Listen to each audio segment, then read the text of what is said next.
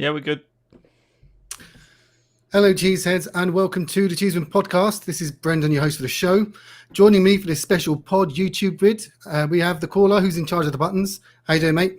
It's great. I've just moved from the left box to the right box if you're watching on YouTube. And if you're listening, come on, you Spurs. What a great performance tonight. I thought it was a game of two halves. Second half was so much better than the first, but we'll get right into that. So let's start off, as we usually do, caller, with the lineup. Mason's first as manager. Probably the big surprise was the omission of Rodon, but with the final coming up, you'd assume that he's gone with Toby and Dyer for them to sort of get accustomed to his defensive sort of management. What did you think of the lineup overall? Well, why was it a surprise? Because, Rodon's a rookie. He's been our best defender. He's been our best defender. Come on, he's not our best defender at all. Toby is. Well, in terms of performance over the last month, he's been by far our best defender. I'm sorry, but Rodon is still a rookie. You're talking about an England international and a Belgian international. If you're picking a team, that's your logical choice. I'd be amazed if Rodon starts the cup final. Amazed. He can't. He's cup tied. That's what I'm saying. There you go. So what are you on about? I was just saying, it was a surprise that he was omitted from the lineup in terms of he's been our best defender the last couple of months, or last month at least. Not for me. Not for me, mate. Not for me. Caller's not having Any that. other surprise? Fine. Any other surprises in there then? Bale was probably the big one. I was rooting for Bale to come in. The pleasant surprise was, and I called it earlier, that Bale did start the game. And he probably could have played the full 90, to be honest. I thought he played really well. Gave a good performance. I mean, he won man of the match over here on Sky Sports. And I thought he was pretty complete. He worked hard. He looked like he wanted it. Took that goal beautifully. That was such a hard goal to take. He's done that a couple of times this season, hasn't he? He just curls it into, no power on it, just perfect precision, round two players' heads, past the keeper, top corner from a really acute angle. That's a skill. That's why he's paid £600,000 a week. Thank you for someone. I mean, it took Ryan Mason to see what the caller's been banging on about for months. Get him in the starting lineup. And hopefully we will see full flow Bale on Sunday when we play City in the cup final. Yeah, they were 1-0 down, I saw, to Villa. I don't know if they've equalised yet, but I'll have a look. They're not looking great right now. But speaking of going a goal down, we didn't start the game particularly well. I was kind of like, is it just that we've got shit players? It doesn't matter who's the manager. This is just the same as it was under Jose. I mean, that first half wasn't great. What do you put it down to? Was it nerves? Just maybe a new sort of approach? Why do you think we didn't start the game very well? I think we were just very open, weren't we? So, Lloris, oh my God, people diss Lloris. What a double save he made today. I don't think there's many keepers in world football that could do that. Unbelievable reflexes. Unbelievable. I don't really agree that we played that badly in the first half. I just think we were incredibly open, and there were some big holes in midfield from that openness. And I think it's all very well and good with playing with freedom, but there's got to be a little bit of discipline and balance in there as well. And when you've got sort of Lo Celso and the Belay sort of pushing on a bit, it leaves gaps. It leaves big gaps, and Southampton are not a bad side. Having said that goal was Danny Ings. What a player! What a play! He took it beautifully. Do you don't think that Aurier could have got tighter or got goal side or ball side? It was Aurier's just fault, so but the lax. finish, you wouldn't expect him to finish from there with his head. Well, you wouldn't expect one of our worst defenders to be marking him either. Surely, seeing how many goals he scored, let's get Toby or Dyer on him at least. But having Aurier, who's not the most defensively sound players, I just don't know who was organising that from that corner. No, granted. I mean, Aurier's a defensive liability, isn't he? I don't think he had a particularly good game, if I'm honest, either half. But you can't knock Ings for the header. He was a brilliant header. Brilliant header. Such good technique, very difficult to do. The only surprise was Southampton hadn't already scored up to that point because they were, in the ascendancy. They were battering us and they were pressing us very high, and we get that from Southampton. Like, even though they have literally the worst league record in the league in 2021, worse than Sheffield United, who just went down. They did play on the front foot, and they did press us high. Ralphie Hasselhoff, whatever his name is, does set them up like that, and does sort of like the high press, and it unnerved our defenders, I thought. Husenhutl. But it was, I thought the first half, it just looked like a continuation of how we were under Jose, and I thought I'd expect an immediate bounce back. But do you think that maybe Southampton smelled blood and they thought, let's get at them? I think Southampton, we've seen it before, time and time again. When they press, they're a very good side. Pressing is a really hard skill to keep up for 90 minutes. It requires a teammate to absolute peak, like we were under Pete Potch, chasing every single ball down. And that's very difficult to keep up for 90 minutes. And it was no real surprise that Southampton faded in the second half. That's my view. Yeah, second half. Well, let's go on to the second half then, because the first half wasn't great. But I thought we started. It looked a lot more even in the second half. We were competing more. I sort of saw a lot more challenges and desire from the team, which was great to see. Do you think it was Mason's halftime team talk? Why do you think we came out with a different approach second half, or was it Southampton just getting a bit tired? I mean, you watched what Gareth Bale said after the game with the man of the match presentation. He sort of, I don't know if you saw it, but he said, there's some positional stuff in the first half. He didn't think it was that bad, but they didn't compete quite as well because of the positional stuff, and that's what was pointed out to them at half time. In the second half, that really helped. I think there's a bit of that. I think there's a bit of, we're 1-0 down, shit, we've got to do something, which is good, because we haven't seen that all the time from Mourinho's teams. And I don't know, I just felt like there were players in the team today who gave a shit, and it hasn't felt like that for a while. And when your players are actually on the pitch fighting for everything, then you can beat teams. I'm not writing us off against City now. Previously, I thought we didn't have a cat in hell's chance, to be honest, the way we were playing under Jose. And I backed Jose from the word go. So yeah, hands up. I was wrong and it didn't work out. It unravelled a lot quicker than I thought it would. But I thought the players cared and looked like they gave a shit, which is something we haven't had for a really long time. So that's got to be encouraging. It's got to be encouraging. And I think that was the biggest difference. Whether that was pointed out to them at half-time, like, come on, lads, we've top fours on here. Look at the teams that have dropped. I mean, we can talk about the top four later. Look at the teams around us that are dropping points left, right and centre. Southampton, they're there for the taking. Worst team in the league, like you've said. Come on. Let's get up and at them. Harry Redknapp style. Let's get up and at them. You're doing your Delia Smith impression. Let's be having you. Oh, that's so cringe. I'm sure Mason doesn't sound that shrill when he's giving a halftime team talk. I'm sure he doesn't. By the way, City are 1-1 now. City are 1-1 now. Well, on the first goal, Bale's got, I mean, as you said, it was superb technique, but it was really good work from Reggie. I thought Reggie was quite nippy down the left and we were using his pace a lot in both halves. I thought he was probably our best outlet in the first half. I think it was Son's. I'm sorry, Lucas's shot that was charged down first, and then it fell for Bale, and just how he placed it between those two defenders was magical. I thought it was just superb, and that's what he was brought in to do. That's why we're paying the wages that we are for him, because he can give us those moments, and why he hasn't been playing more regularly since he got fit in end of November. We imagine the points we could have got if we'd have got an extra goal with him being on the pitch, and fair enough, we'll go a goal down later on, but we're already a couple up, so it doesn't matter. There were a couple of moments where I thought he was going to come off like 60th, 70th minute. I was thinking, please don't take him off, because that's exactly what Jose would have done. Sorry, there you go, would have done. He's taken him off because he hadn't he was working hard, but he hadn't threatened the goal, and he didn't, because to me, when you've got a world-class talent, attacking talent like Gareth Bale, you've got to leave him on the pitch when you need goals. Unless you've got a superstar, unless you've got Harry Kane to come on for him.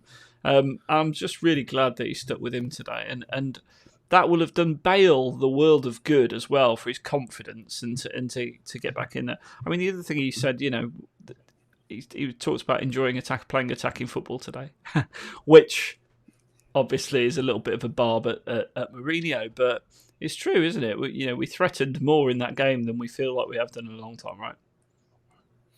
Yeah, it did feel, certainly second half, it just felt like we wanted the ball. We had a midfield that was calling for the ball. Oh, you got a beer. Oh, I didn't get my beer. I've got, a really nice beer. It's an ale. I'm going to say it wrong, so I'm not sure. Laguntus IPA. There you go. Laguntus. Is that what it is? There's some questions. I've never heard of it. Where's it from? It's American. And I've also got, as a reserve, this fine drop, and I'm not getting a bung for these, Atlantic Pale Ale, which is lovely. I don't know if you can get that in Brazil, Bren, but you should try. How big's your glass tonight?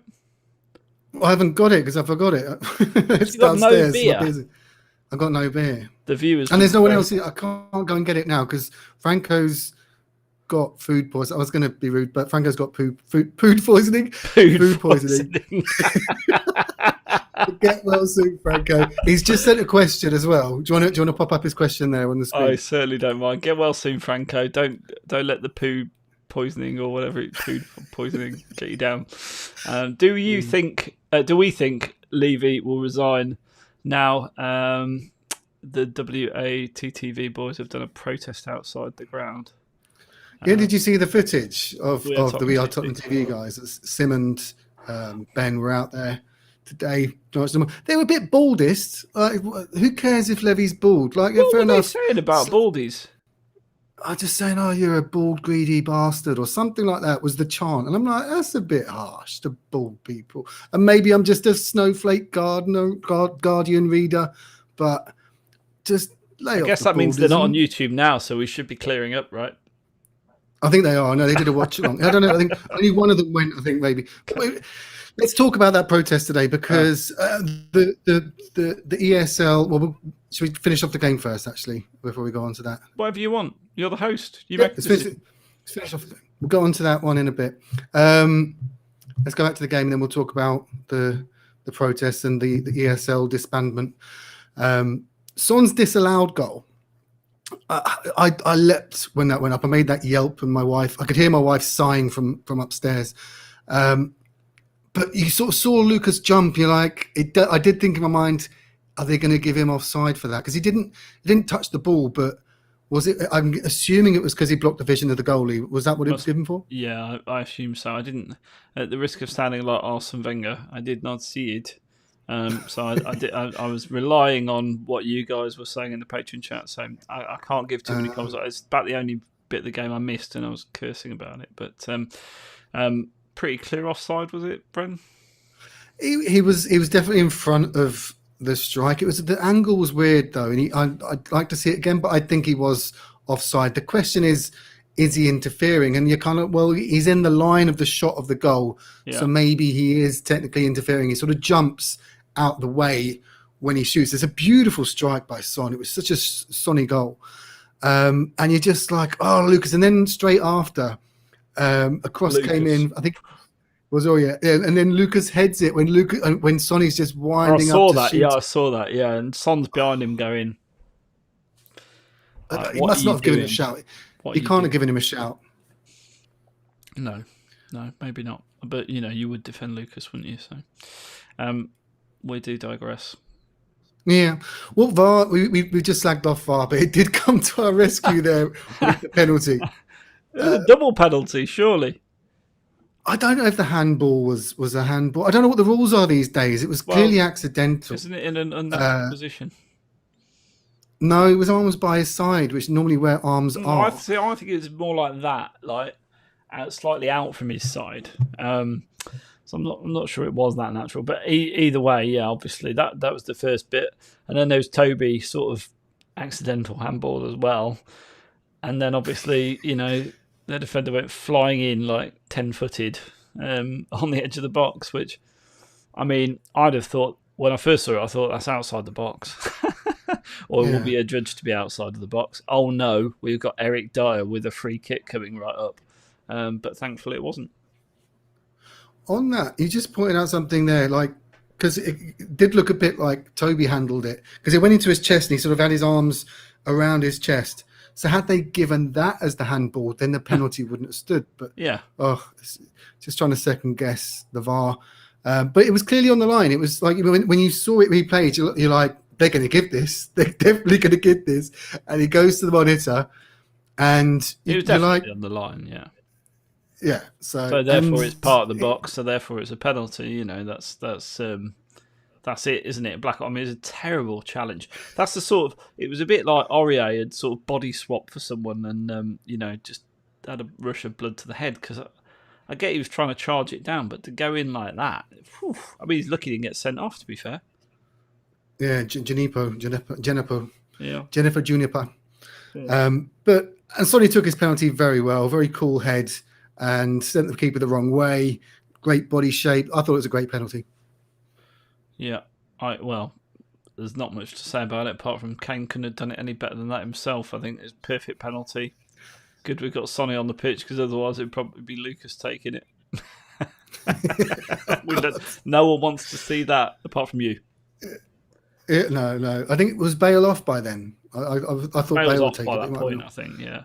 I mean, I nearly freaked out when I saw Winks coming on at one point. I thought, what is going on here? I know. Well, it's Mason, they're mates. And I think Winks probably would put a shift in for him. Winks gave up on Jose. Really did. I'll be honest. I saw Winks. There was a point in the second half, and he tore back from the opposition penalty area. I don't think he quite caught the guy. Actually, the guy sort of laid it off before he got there. But he must have run like 40, 50 yards.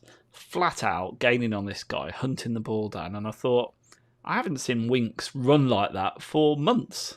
I didn't even know he had it in him, if I'm being really honest.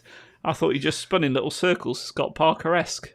But yeah, I mean, he fair play. He did put a shift in. You're right. He came on and he looked revitalised. Yeah, I thought we saw the game out well. We've thrown away so many leads, and fair enough, we were 2-1 up in the 86th minute, I think it was. Yeah. But you're still in the back, and he gave 6 minutes of extra time. You're still thinking, we're Spurs, but there was no nerves really. It was quite calm and quite organised, and what a great feeling it must be for Mason to have his first 3 points as manager of the Spurs, of the club that he's been at for 20 years. It looked joyous at full time on the pitch and on the sideline. Relief. And I had actually had that much confidence we were going to do it today. I put a little bet on at half time. We were 1-0 down. And I put a bet on, and, there you go. I'm a tenner better off winning. Didn't actually get very good odds, so Sky obviously thought we were at a good chance at 1-0 down. But really pleased for Ryan. Ian's saying there on the chat, I'm so chuffed for Ryan. Raise a glass, and Brendan can't. He's short of his small glass today, but I will on behalf of Ryan Mason. So here we go. There we go. It's going in. You're looking in pain there. Is it because I've got beer? Yeah. Basically. I mean, the it's people fine. Are normally calling out for drunk Brendan, but he's not appeared. I know. I put the beers in the freezer, but I can't leave because that would just be you on your own. But I suppose you could talk to yourself. Well, how far is the freezer? Minutes. How far is the freezer? Well, it'll take me about a minute and a half. A minute. Well, that's fine. I'm going to go through some of the comments then while you do that. Yeah. Oh, you want to do? You really want a beer, don't you? I do. People want you to have a beer. I'm fine. Leave me on my own. I'll run this show. I'll run this town. You go. Go for it. Back in one. Let's get through some comments then while he's gone and get a beer. We can talk about him now he's gone. Mason got starting 11 wrong in my opinion, says Dutch Grass. No focus point in the midfield of Lo Celso and Ndombele doesn't convince me. Yeah, I think that slightly as well. Lo Celso and Lucas very poor. That said, much better second half, and even Winks was positive. Yeah, that's what I've just said. It's even Winks being positive was a positive. I think he absolutely put the effort in, which I haven't seen previously. Lo Celso's not looked right since he came back from his injury, I think, and I don't know, he's a funny one. He sort of flatters to deceive. I always think he's capable of more. Ndombele, again, this season, he's sort of, just by the very virtue of the fact that he's been in the side lots, he's turned it around, but he's still not firing on all cylinders for me. He needs to be dominating games, and he's not doing that. Very surprised. Welcome back, Brendan. Let's show us your glass. You got a good beer glass going on. Got some. Oh, Tiny glass. tiny. It's empty. Phil Ambrose says, very surprised Dele didn't get on the pitch. Could it be due to his lack of game time in recent months? That his match fitness is well for 100%? I'm not sure it is that. He's young and should be very fit if he's training all the time. I mean, the fact that he's not got many miles on, he might be a bit rusty, but he should be fit enough to play a 45. Absolutely, for sure. So I think he'll get his chance under Mason is what I think. I think maybe, we'll see him in the next couple of weeks. I don't think we're going to see him for the final, but I'm pretty sure we'll see him back in the team fold. Absolutely. This is a good question, Brendan. I don't know if you want to take your view on give this a take. Sure. If Lo Celso and Ndombele don't work by Mkhitaryan, what is the ideal midfield we can have to be the most attack-minded? It's a difficult question, really, because that should be the most attack-minded. It's strange because you kind of need to have the base in order to be attack-minded. So you obviously look at Højbjerg, but I kind of want another relatively solid, organised defensive midfielder next to him, and then have one of Lo Celso and Ndombele. I have a feeling they're quite similar. Maybe I'll get gunned down for this, but I do feel that they are ball carriers, that they do bring the ball forward, but I don't know if both of them on the pitch at the same time is enough of a sort of midfield base for the further forward players like Kane, Son and Bale or Lucas or Lamela, whoever, to progress. So I'm kind of thinking it's either or. I don't know if they're working together yet. And maybe with a new manager, with a new approach, new training methods, that it can happen. But from what I've seen so far, I just think they're too similar. And I'd rather have a trio of Højbjerg and someone more defensively minded. Zoko. I know, but just someone just to be there, just because Højbjerg just too much. He does way too much. He's knackered. He's been playing the role of 2 or 3 players. Or when Skip comes back, and maybe he would be ready for the step up to play alongside Højbjerg. I don't think he's necessarily the replacement. I think that we can have a double pivot if they are decent players on the ball, which they are. Yeah. So I think with Højbjerg and Lo Celso, for me so far, it's one or the other. I don't know that they work very well together. Oh, well, I'm inclined to agree with you. I don't know what the best midfield is, if I'm being really honest. Because I don't like Winks, I don't like Sissoko. So I'd stick with the 3 of them and try and make it work. I think they need games together. That's the other thing. They haven't really played that together that much. They played about 3 or 4 games as a 3 this season from the off. I think you've got to give it time to work. Partnerships take time. I mean, that's one of the reasons our defence has been misfiring most of the season, in my opinion. I mean, I don't think it's just. I do think we could do with better defenders, but I think we've got to be a little bit more consistent with team selection. Neil Williams says, "Where is HG?" Very good question, Neil. I'd like to know. I think he's watching a film tonight, isn't he, or something? He's got date night. I asked him to come on. Bless him. He's done loads of work for the Cheese Room the last few days and weeks with everything that's been going on. So he said that he was watching the game, fell asleep first half, and was half watching the second half. So he wasn't quite at his best to come on, but not quite as bad as Franco. No, he's never got best. So Franco's stuck on the toilet. HG's asleep. It's just us. And Aviva's working. Last men standing, Last men standing. Let's get back to just to wrap up the sort of game review. Of course. Top 4. You were very organised, actually, Caller. You sent in our run-in. So we have 5 games left now, is it? I mean, 6. I bet you're surprised about that, aren't you? So you did send them in. Yeah, we've got a fairly easy run-in. So Sheffield United just went down. I don't want to say this. I don't want to say this. Whisper it quietly. But there is an outside chance of top 4. An outside chance of top 4. Because I don't think we're going to do it. But listen to the running stats. Okay, so we've got to play Sheffield United. Leeds away, they're patchy at best. Yeah. Wolves at home. Weakest Wolves side we've seen in the Premier League, since they've been promoted, I would say. Villa at home. we can turn them over. And then Leicester away, which could be a decider of some sort at the end of the season because they're in free fall. They're like massively in free. One surprising thing about Leicester, we're 3 points behind them. I know they've got 2 games in hand. Yeah, but they've got to win them. 3 points behind Leicester. How does that work? What's going on? They've got to win them. And let me tell you, Leicester have not got an easy run-in. So they've got to play Southampton away. Yeah, okay, they should win that. But then they've got Newcastle at home, who seem to be having a bit of a revival in fortunes. Man United away, tough game. Then they've got Chelsea away, tough game. Then they've got Chelsea in the cup final, and then they've got us, last game of the season. So, to me, or it'll be vice, us before the cup final probably, but they've got to play Chelsea twice. They've got to play us. They've got some tough fixtures. I'm not saying dare to dream, but I'm going to tell you the Chelsea fixtures next, and you're going to love this. Ooh.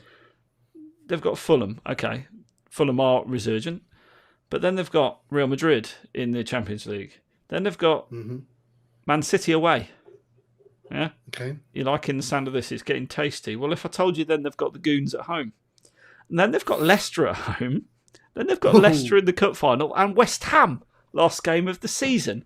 I mean, that is a bloody hard running, isn't it? Let's face facts. And that could be similar to our game with Leicester. That could be a decider for the top 4. Yeah, absolutely. And Liverpool have got a slightly easier one. They've got Man United away, Southampton at home, West Brom away, Burnley away, and then Crystal Palace. So you fancy, the team I fancy actually the most out of all those is Liverpool to make top 4.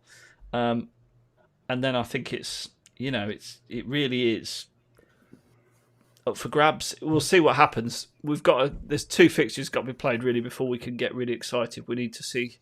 But I think they're all going to drop points. This is the thing. I think if we can get on a run, we can make up 5 points quite easily with those fixtures. We've just got to concentrate, take each game as it comes, and give Mr. Mason everything until the end of the season. And I tell you what, if we win that cup final, and it's a massive if, but there is an if, so that's good. If we win the cup final, the confidence. Through the roof with that running. I'm not ruling it out. The problem is, if Brian Mason does get us into the Champions League, Daniel Levy's going to be doubly unpopular when he pulls the plug on him, isn't he? Well, let's move on to today's events then. As we saw, the We Are Tottenham TV crew leading the ENIC out protests outside the ground today in response to the club's decision to join the now disbanded ESL.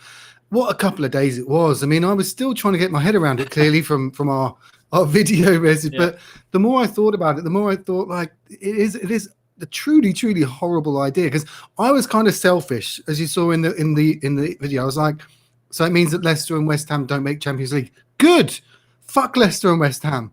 But at the same time, I remember the feeling that I had when Crouchy scored that goal against City in 2010. I think it was. Yeah. It was an amazing feeling. And when he scored at the San Siro, this is my little team that I'd never seen in the Champions League. It was such a good feeling, that feeling of achievement. And who the fuck are we to take that away from the likes of Leicester and West Ham and other teams that if you're taking away the sense of achievement, the competition, the dream, what's left? The dream, what's left? It would be so boring. This Super League, it'd be so fucking. I wouldn't care that we were playing Barcelona because it would only be exciting if you've got a chance of winning it, wouldn't it? That's the truth. So it would be exciting. Let's be honest. If we were going to win that competition, we'd need to sign a whole new team, pretty much. But if you were in with a shout of winning it, then it'd be exciting. But then you'd be coming back and doing exactly the same thing the following season with the same teams the following season. So it'd soon get stale. I think the reality of all of this is several things. UEFA and FIFA have got a problem that's not going to go away, in that the big teams of Europe want a slice of their pie. And let's not kid ourselves, UEFA and FIFA, 2 of the most corrupt organisations on the planet, will do anything they can to hang on to their slice of the pie. So at the moment they're coming out looking at the good guys. Trust me, they're not the good guys. The good guys are the poor fans who have to put up with this shit. To be perfectly honest, from both. So there's going to be a power play. I hope there is some sort of positive outcome in terms of, Franco posted it earlier about maybe the German model, fan ownership, or some revolutionary change like that to the way football is in this country. But I don't see that it will. The cynic in me, just as I said, it would never happen. It would never carry through, albeit for different reasons. I could never actually see it coming to fruition. I mean, the website looked shit for starters. It looked like it'd been knocked up by my daughter. Yeah, they're not going to get their tenner back from Wix for that, are they? They're not going to get their tenner back from some website making, no. Or other website making companies are available. They are. They're not sponsoring us, honestly. So for me, the whole thing leaves a very bitter taste in the mouth, but it's going to carry on. It's going to carry on. The problem, I mean, the ENIC out stuff, to come back to what you're talking about, I've never been in ENIC out because I take the pragmatic approach. They've done a lot of good stuff for the club in terms of the stadium, built the team from really a mid-table side to a consistently competing for Europe, whether that's Europa or Champions League. I think they've done that, and to their credit. And the model that they're following gives us, under the FIFA fair play rules, a chance to compete at the top table fairly, or it should do if they actually reinvested the money. What Daniel Levy's done is disgusting. What the chairman of the 6 teams that have tried to join this breakaway league have done is completely disgusting and abhorrent. But do you really think ENIC are going to suddenly sell Spurs? And I think to a degree, and again, this might be controversial, but I think Levy was damned if he did and damned if he didn't, because the reaction of fans if that Super League had gone ahead and Spurs weren't in it, and he had the opportunity to sign us up into it, would be all hell would break loose. Or they'd be calling for his head, saying he's the worst chairman, he's not acting in the best interests of the club, etc., etc. And if he didn't, then if he did, obviously this was the kickback. I think the thing that hits most is, and maybe they couldn't because of secrecy or privacy or whatever, but there was zero consultation with the fans, zero. Yeah, and that's what's pissed off the supporters' trust. Well, yeah, because they know. Because they know if they consulted the fans would tell them this is a fucking terrible idea. Well, then it's a terrible idea. So anyway, we'll just a few comments from the greed. It's about money and it's about power, and it's about the 12 clubs consolidating power. I mean, this is all stuff we've been over, but I don't think it's going to go away in a long time, and I don't think the chairman or chairpersons of these clubs will be forgiven in a long time. I think fans will remember this. It's going to be interesting to see things like season ticket renewals. Are we going to get empty stadiums post-COVID? Protests? What's going to happen? It's going to be interesting. Well, a few comments from the Facebook. If you want to pull up some comments from this video, I think Dave Bolton's annoyed that I didn't call him Dave. I'm sorry. I assumed. Where's my call? Left on the bench. I assumed you were elbow deep in nappies from your beautiful newborn baby. So apologies. We'll get you on as soon as you're not changing nappies. Some comments from the Facebook group, just scrolling through. Simon Rylander, very much so an improved performance. He thinks the midfield looked like they wanted to create something all the time rather than playing it back every time. So a little more forward thinking in the game today. Bale was back in the side scoring goals. So everyone's very happy that Bale's back. And Lee Moore's not happy with Franco's post. Not a vast improvement, in inverted commas. What are you on about? First half, getting over the embarrassment and headache of the last few days. Second half, total control, pressing, attacking football. Bale being able to play. First time for 1.5 years that I felt that we were 100% going to go to win for once. Ryan on the touchline, pushing them to go forward, not sit back and wait for an opposition mistake. So I think Southampton dropped off a lot as well, I have to say. Like I said earlier about the press, I don't think they could keep it. Like an old man, they couldn't keep it up for that long. Talking of old men, no, we're not going to go there. Ilana says, I was actually getting angry and shouting for the first time in months. I've got my passion back finally. Which, is that how you felt, Bren? I'll be honest, I'm still getting back into it. I felt that it was good when Son's goal went in, even though it was disallowed. I was like, yes, but I mean, in the moment during the games, you're there, you're in the moment. So I'll be honest, I don't see a huge change. I'm happy with the 3 points. I'm happy with that second half performance. Let's see it continue.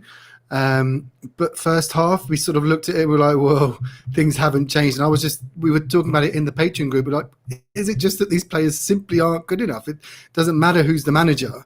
The players simply aren't good enough for what we want to do. But at least the 3 points is the huge relief. And now that we've got them with 2 points off top four, 3 points off third, I still can't believe it. And who knows?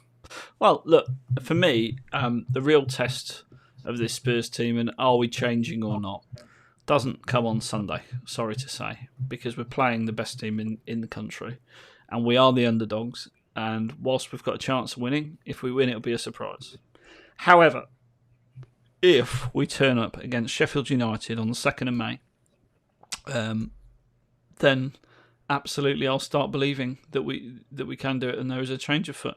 And if we beat Leeds away, I think that those two games are the real test, aren't they? We'll see if we've got our Spurs back, our passion back, our attacking, flowing football back. But don't get too despondent if we don't do it against Sunday. I don't want everyone suddenly like lemmings lining up to jump off the cliff because City are a far superior side than we're going to face the rest of the year. Yeah. Well, anything else to add before we wrap up? No, I just think Seb had a dodgy stomach the other night. Now Franco, coincidence? I think what's happened is someone spiked the lasagna in the cheese room cafe. Franco said it was his own cooking that did it, so I don't know. Well, we do need to let the listeners know about the latest prize they can get from footballprizes.co.uk. Yeah. This week, it's a signed Aussie Art Dealers number 7 shirt. Aussie, obviously a club legend, part of the Aussie and Ricky V double that came to us and won FA Cups and was just part of that glory era. Tickets there are 99 tickets available, costing just $3.95, so it's not one of the expensive ones. But with your promo code 10cheese, that's 10cheese, you can get a 10% discount. The draw is made on Monday, I believe. So good luck. Absolutely, good luck. I might go for that one. It's not as pricey as other ones, so I might actually go in for this one. Or get one of Greg Roberts. It's even less pricey with the code 10cheese. So there you go. Exactly. Cool. Are we going to do a Man City preview before the game on Sunday? We're going to do, I'll tell you now, for everyone watching, tune in. We're going to have a fun-on lineup. We will do a preview at some point, but more importantly, we'll do a post-match instant reaction, whether it's good or bad. We'll either be celebrating and seriously happy or really sad and down. But I'll cheer you all up because I'll talk about our running and how we're going to get made top floor. So stay tuned for details of that, but there will be a show, yeah. And it's a Sunday, and I will probably be drunk. So, well, that's worth tuning in. If you could fall off your stool again at the correct moment, that'd be great. I didn't fall off my stool. My phone fell down, and I bent down to pick it up. And fell off your stool.